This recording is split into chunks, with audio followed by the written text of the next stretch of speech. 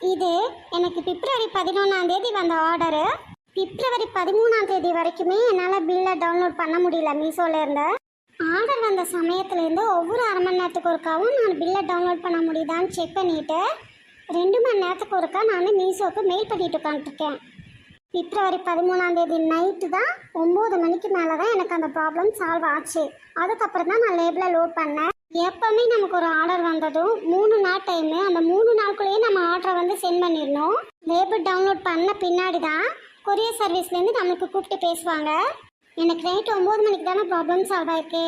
அதனால் அடுத்த நாள் மார்னிங் எனக்கு பிக்கப்புக்கு வரல, அடுத்த நாள் ஈவினிங் தான் எனக்கு பிக்கப்புக்கு வந்தாங்க.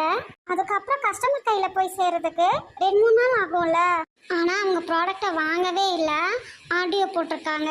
அப்போ ஆடியோ போட்டது எனக்கு மார்ச் 31 பக்கம் தான் வந்து கையில் சேரும் அப்படின்னு ரிட்டர்ன் ட்ராக்கிங்கில் வந்து காமிச்சது. ஆனால் எனக்கு இப்போ கையில் கிடச்சிருச்சு. இப்போ நான் இதெல்லாம் எதுக்காக உங்ககிட்ட சொல்கிறேன்னா, இது ஃபஸ்ட்டு டைம் கிடையாது, எனக்கு இந்த மாதிரி 2-3 டைம் நடந்துருச்சு. ஆன்லைனில் ஆர்டர் பண்ணுறீங்கனாவே கண்டிப்பாக உங்களுக்கு ரொம்ப பொறுமை தேவை. நீங்கள் ஆர்டர் கொடுத்து அது உங்கள் கையில் வந்து சேர்றதுக்கு கண்டிப்பாக 7 days பக்கம் ஆகும்னு உங்களுக்கு தெரிஞ்சு தானே ஆர்டர் பண்ணுறீங்க. உங்களால் அந்த அளவுக்கு பொறுமையாக இருக்க முடியுமா? அது வரைக்கும் இந்த பொருளோட தேவையை நீங்கள் அட்ஜஸ்ட் பண்ணுவீங்களா? அதெல்லாம் பார்த்துட்டு அதுக்கப்புறம் ஆர்டர் பண்ணுங்க. இது உங்களுக்கு பார்க்க போகும்போது ரொம்ப சின்ன விஷயமா தான் தெரியும். ஆனால் எங்களை மாதிரி புதுசாக தொழிலுக்குள்ளே வந்தவங்களுக்கு நாங்கள் நிறைய காசு பணம் சம்பாதிக்கணும் அப்படிங்கிறதுக்காகலாம் வரல. எங்களோட தேவையை நாங்களே பார்த்துக்கணும், யாரையும் டிபெண்ட் பண்ணி இருக்கக்கூடாது.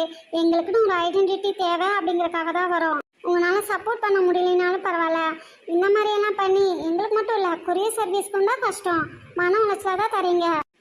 இது நிறைய பேத்துக்கு இலக்காரமாக தான் இருக்கும். சின்ன பிஸ்னஸ் தானே, உனக்கு என்ன இது பெருசாக தெரிய போகுது, பெரிய பெரிய பிஸ்னஸ் பண்ணுறவங்களே ஒன்றும் சொல்கிறது இல்லை, இவெல்லாம் பேச வந்துட்டா அப்படின்னு நினைக்காதீங்க.